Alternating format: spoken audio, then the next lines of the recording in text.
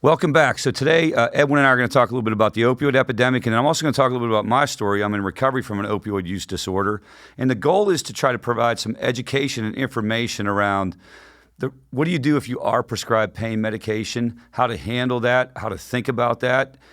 We are not in this position where we think that pain meds should go away. We are in this position where we think responsible prescribing practices are important, and people do need to be educated on the risks. And so I'll talk a little bit about my personal experience. Edwin, I was going to kick it off with you a little bit. Talk about that. You were talking earlier about Dreamland and Sam Keona's book around his take on how we got to this predicament. It was kind of the perfect storm, right? So you've got the pharmaceutical industry used their very powerful lobby to get the FDA to change their language on prescription guidelines for opiates.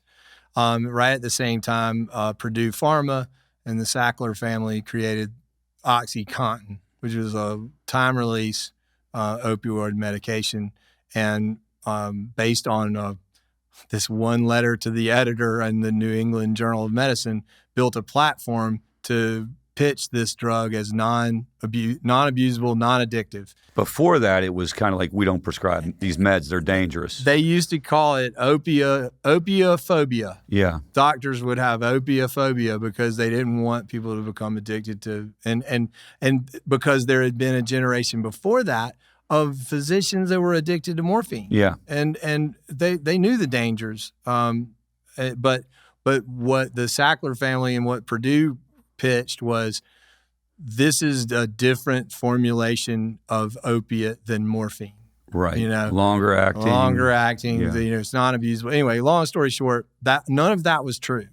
But the doctors started prescribing it based on the fact that they thought it was. Mm-hmm. And it worked because people that had chronic pain didn't have chronic pain because they were taking opiates. Now, unfortunately, very quickly, all of these people became addicted.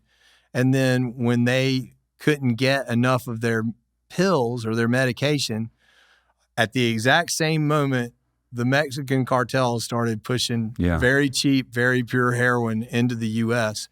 And when you can't get any of your opiate medication anymore, the equivalent amount of heroin only costs $5. And soccer moms are now using intravenously. Mm-hmm. And it's turned into what I think the stats now we're close to 80,000 deaths a year. So it just explodes, man, and it takes off, and that whole idea of it being safe, they would scrape off the protective coating, and like you said, then other things pop up to kind of support people's dependence. And as soon as they can't get the pharmaceutical pills, they go to the black market, and at that point they're just junkies. Yeah, now you're just a junkie, but here's the other part about it too. Talking about back to stigma a little bit. If 80,000 people a year are dying of opiate overdoses, only 50,000 Americans died in the Vietnam War. And that almost tore our country apart. And that was the whole count for the whole war. Right. And we're losing 80,000 people a year to opiate overdoses, and nobody's out in the street screaming about it because they're just junkies. Yeah, and so if you listen to the story where they talk about, and I think that it's interesting, it's been laid at the feet of several different pharmaceutical companies, the Sackler family and Purdue Pharma most notably. They did push the whole agenda. Doctors get their satisfaction surveys tied to pain. Yep. The Joint Commission on the Allied Accreditation of Hospital Organizations, that's how you get a hospital license. They start telling doctors that you can't feel pain. And as you said, it becomes a perfect storm. It's interesting on the cartel end, they just show up and feel a need. Yeah. They're kind of like, oh, wow, here's some ready-made customers. We have a product that can take your place. Which gets you to that point with all these deaths and all these issues. And they delivered. So the Mexican cartels made it even easier. They were delivering it to your door faster than pizza. And if you read this book, they were organized. They jumped on secondary and tertiary markets. Like they weren't going to New York and L.A. Right. They were going to Columbia, South Carolina. Yeah.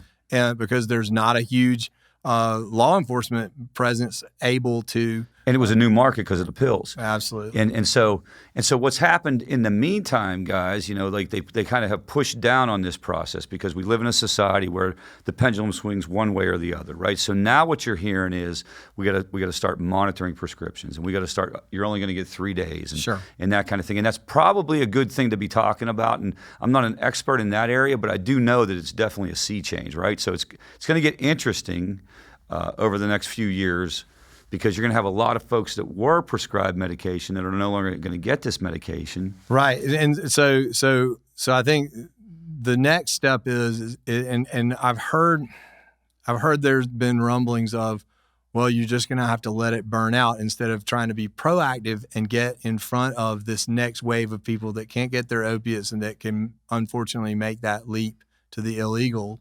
substances like fentanyl. Yeah. Or carfentanyl, because now you're talking about substances that are so lethal, and the accuracy required to make these things in the black market, they don't possess. They don't have scales they can measure to. It's not a pharmacist. Yeah, it's down to the thousandths of a microgram. So, these bootleg pills are out there killing people left and right. The fentanyl laced heroin is killing people left and right, and unfortunately, the tendencies of addicts that are struggling is that when they hear about a batch that is causing overdoses, they actually cluster around that Yeah, batch they run to it because it's supposedly more potent and they're getting more bang for the buck. So and these are conversations that nobody's having, right? So the dangers of those things. And so Judge Hendricks has started this thing called the ACT Force,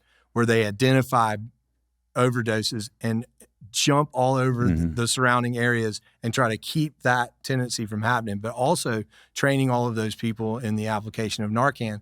But in the case of carfentanyl and fentanyl, sometimes they have to give 10 doses of Narcan. Sometimes you have to give multiple, yeah. Right, multiple doses to well, intervene. And so the important part is if you're looking at this video and you're kind of like, we anticipate some folks will be upset about these developments. And it's important to listen to what Edwin's saying, because it's not just the suppression of prescriptions. It's a multi-pronged approach. Now, the suppression of prescriptions is part of that. And I want to share real quick about some of the dangers and what you need to watch out for if you're dealing with opioids. Now, the first thing I want to say right off the jump is I don't blame a doctor for my addiction in any kind of way. And this is important for, if you're out there watching this, for you to be honest with yourself. I walked in the door of those doctors' offices with an alcohol issue. I wasn't one of those guys who was kind of like not doing anything, had an injury, and all of a sudden became addicted. That wasn't my experience. Alcohol use disorder way before opioids. But Loratab seemed to be ever present in the bars. Always. Right? So for a long time when I was out there on the road, everybody had a drink and a Loratab. That was never my thing. It's very interesting you say that. Loratab seemed to be everywhere. Well, and it was Loratab and Vicodin. And here's Right. something also to understand about this. And again, it just is what it is. Those things were out there. A lot of us, I wasn't doing a lot of that, but I knew what they were and I knew what they did. It's just they really weren't the thing, right? Right. So I'm in a car accident. It's 1999. I don't know anything about Purdue Pharma. I don't know anything about the changes in policies. I never really went to the doctor a lot. Rushed to the hospital. Thank God I'm okay, but I walk out of the emergency room with 120 Darvocet. This is 99 in Western Pennsylvania, and if you read Dreamland or other books, the Rust Belt was kind of like ground zero for this epidemic. And what happened was, even though I knew my way around the party, even though I wasn't innocent, I have to say that these things grabbed me in a way that's hard to describe. And this is what you got to watch out for if you're out there.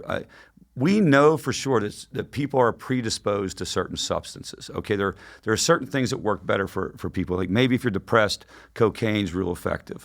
It seems with opioids that's the same thing. I know if you talk to my wife, for example, she would say, "I hate the way opioids make me feel." Mine too. Yeah, and so, but for me, it was the opposite effect. It was literally like a puzzle piece that created euphoria. And it was like nothing I had really been exposed to. I'll be honest with you. Like I said, I knew my way around the party. I would pretty much do whatever I got my hands on. But this was different, man. This was different. And so you go through that, and you kind of go through that first 120, and immediately you're taking more than you're supposed to, that kind of thing. And I'm not saying that would happen to everybody, but that's what happened to me. Then there's an interesting phenomenon. You're about 2 weeks into this thing, and you feel physical withdrawal, and you don't know what it is. Now, for me, it was about 2 weeks in. because you're running out of these things early, then you're trying to stop for a while, and I knew instinctually something was up. Because Feels like the flu. Yeah, but I didn't know what it was called. I didn't know how to understand it. So now you're driven with this psychological kind of craving and this physical withdrawal. And what I did was I never bought a pill from the street, man. I was all 100% doctor shopping. And I would just go into the office, and I would initially I'd make up some lies. Somebody stole it out of the car or whatever. Eventually I just got to the point where I was just walking and saying I ran out early because I was in more pain. That went on for 2 years, and then thank God I found recovery. Now, in no way am I saying that everybody who takes pills is going to wind up there. What I can tell you is I knew nothing about that even being possible. So I have a friend that is in his 60s, and he's been struggling with opiate use, trying to help him. But over the years, I've noticed his injury rate was going up. And they were legitimate injuries. Right. But then at some point I had to ask him, I was like, why are you playing basketball with 25-year-olds? Yeah. You know what I mean? So there's Right. and it's as subtle as that, right? Yes. So it's not like, you'll hear a lot of the construction workers that'll say, I put my hand on a table, grabbed a hammer, and smashed it so I could go get opiate medication. That's the obvious one. That's the obvious one. But this friend of mine would go, and on a hike he had no business doing, knowing full well he was going to end up with pain. Right. Well, not knowing full well. He almost didn't know he was doing it, right? But he would get injured and be like, oh, well, I got to go get pain medication. It's very subtle. And a mentality around it is what you got to watch out for, too, because, again, I had taken maybe a Vicodin, a Loratab here or there, and I thought of those as bad. It's weird. Even I took the same pill from a doctor that I got from a pharmacy, and I thought of it as good and helpful. And it was very, very weird how I was able to tell myself, even though I was taking like 4 at a time, that this was for pain, prescribed by a doctor, and, you poor guy, you. Yeah. And that was the other part of the dynamic that snuck up on me. The other thing I wanted to share, and this is as true as I'm sitting here, so it was a neck injury that got it documented. It was whiplash or whatever they called it. So I was always in pain, dude. It was always like, I can't sleep. I go to rehab, I go to recovery. I haven't been in pain one day. Right. I mean, it's so strange how my brain told myself. Well, and that's the thing. That's the part about this. This is the part about the brain chemistry. The midbrain will create all of this discomfort, either psychologically or physically, physical discomfort to get you to go get that medication. That's what I say. I mean, it's sending that message, and it's real. That's real to you. You feel that pain. You feel that anxiety. You feel that stress. Now, but unfortunately, it's kind of like that horror movie.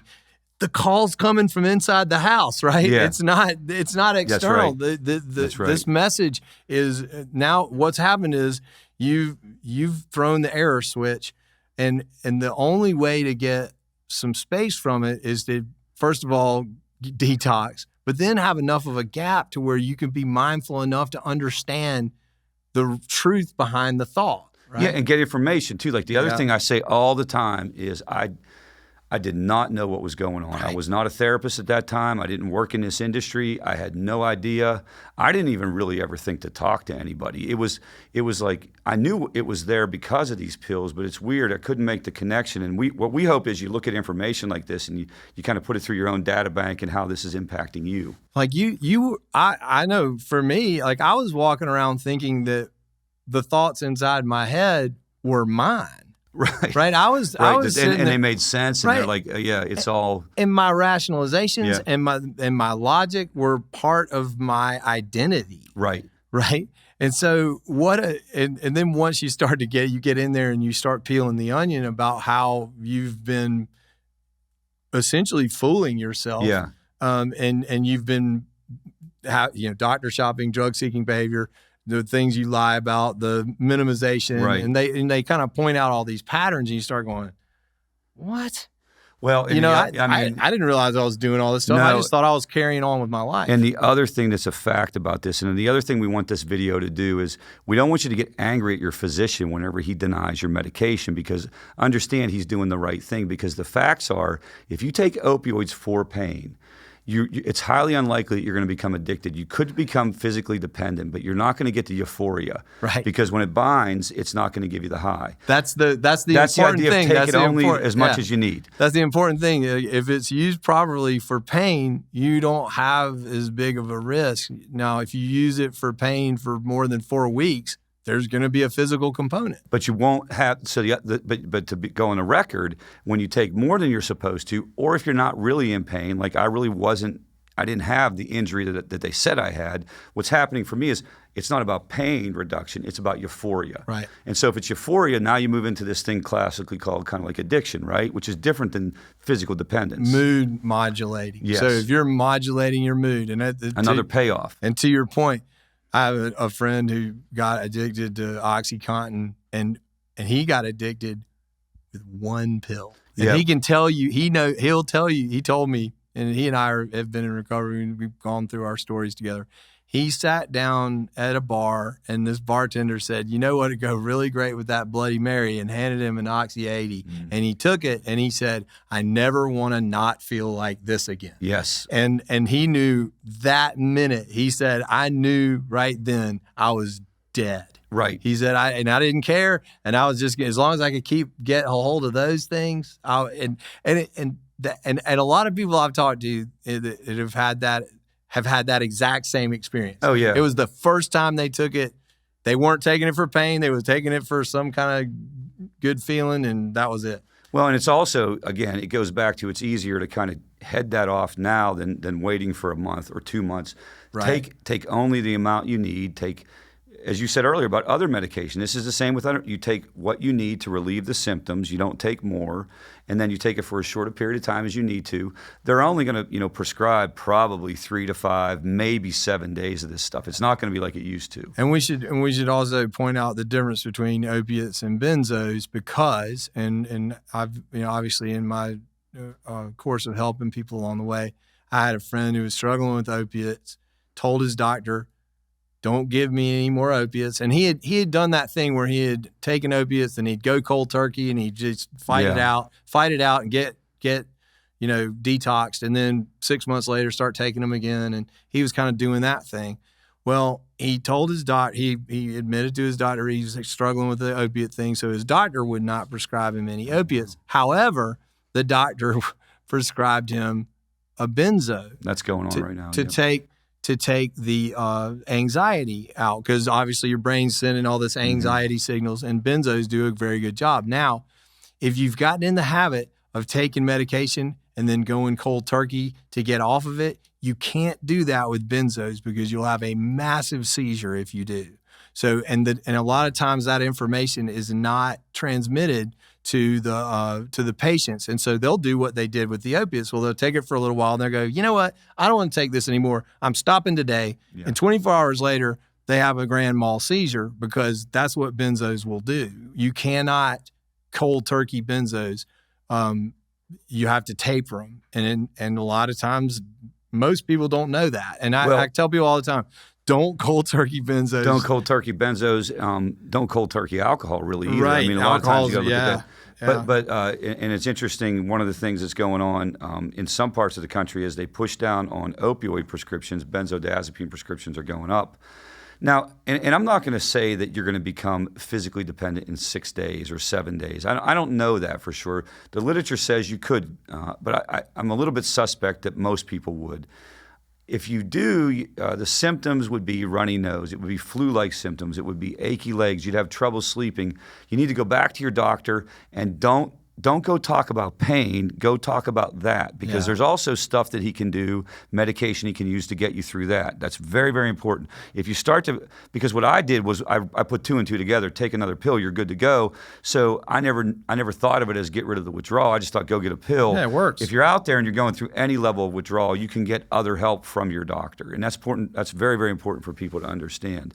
The other thing, Edwin, and this is no different with any kind of like health issue, pain. There are other ways to deal with pain. Just like there are other ways to deal with emotional pain, there are other ways to deal with pain. And be careful buying into this idea that a pill is the only way to get through these aches and pains. And I also don't want to come off like I'm minimizing anybody, but I think we got to get people in touch with the idea that suffering a little bit is going to have to be okay, maybe. There's a statistic that always blows my mind, and I may be off by 5%, but as a country, Americans consume 93% of the pain medication that is manufactured. Well, we don't have 93% we of have the 4% pain. of the world's population, 93% of the drugs, and 93% of the pain medication. That's the number that should really stand out. Like we don't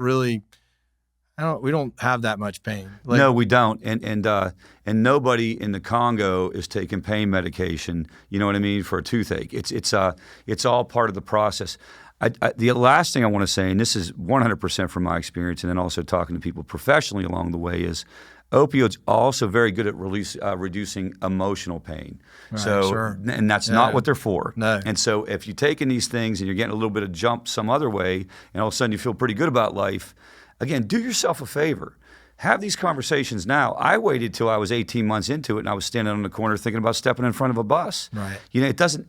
I would have given anything for somebody to like throw this out there for me to think about. That's what we want you to do, is think about this. And I think it's safe to say that if you are using any substance to modulate emotion, or even for that matter, a behavior, any prescription, anything really, prescription drugs, but even behaviors like shopping, and there's a lot of things that people do to start to modulate their mood. And if you're doing something or taking something to modulate your mood, other than talking it out with somebody or using some regular coping mechanisms, then you have to note that that's the first part of that slippery slope.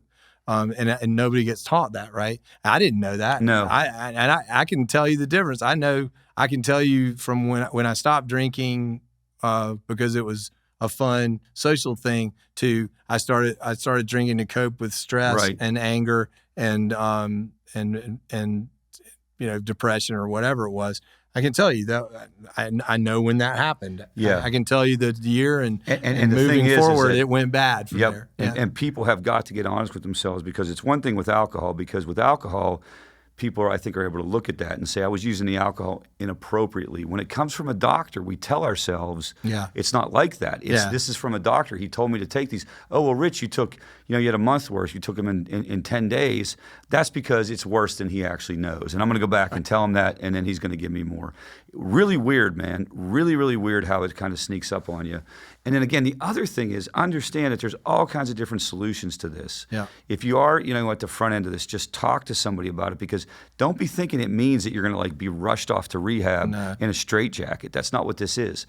I would start with your doctor. Yeah, and they're becoming much more aware of the patterns of thought leading up to these kinds of things, so they can hear this information and then help you appropriately avoid the trap. Right, and so that's save yourself the trouble. Yeah, and that's what we're really trying to do, is helping people get off the highway on the next exit instead of going all the way to where the roadblock is. Absolutely, absolutely.